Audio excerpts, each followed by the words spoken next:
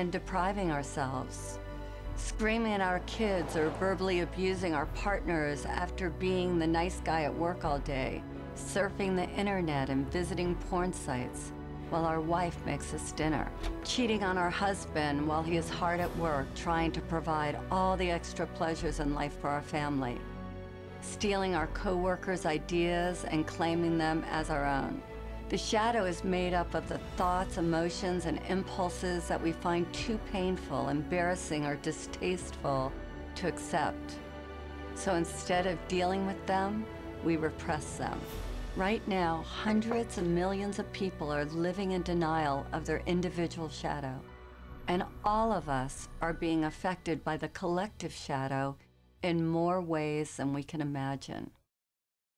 The collective shadow manifests as evil, as war, as terrorism, as social injustice, as radical inequities in our economic status. You know, right now we have 50% of the world living on less than $2 a day, 20% of the world living on less than $1 a day. We are totally in denial of the fact that this is also a manifestation of our collective shadow. Why?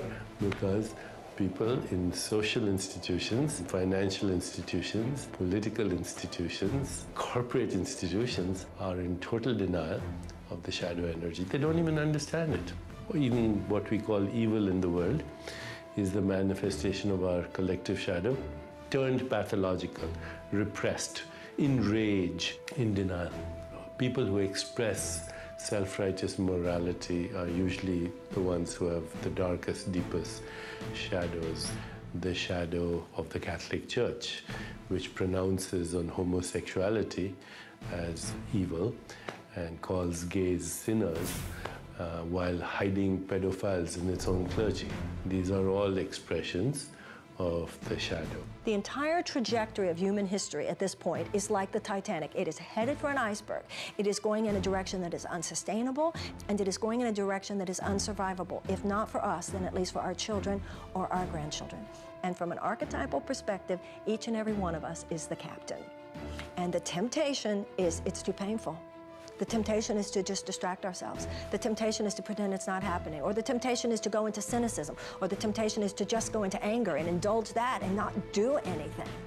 And each and every one of us are challenged at this point. Don't be the captain who just goes downstairs and goes to sleep. Everything that expands has got to contract. What goes up's got to come down. People are going to be confronted with their shadow all of a sudden. They've been living high, living wonderful. Everything's been exorbitantly exuding, and now suddenly there's going to be a contractive phase.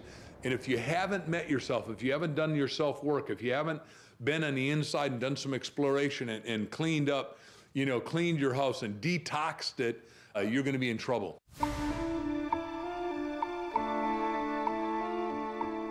The birth of our shadow occurs when we are very young, before our logical thinking mind is developed enough to filter the messages we receive from parents, caregivers, and the world at large. Even if we had the best of parents, we inevitably got shamed for displaying certain qualities and received the message that something about us was not okay, that something was wrong with us, or that we were bad. You greedy little toot, how are you going to eat all those before dinner? These messages get ingrained in our subconscious like a computer virus, altering our perception of ourselves and wounding our healthy sense of ego.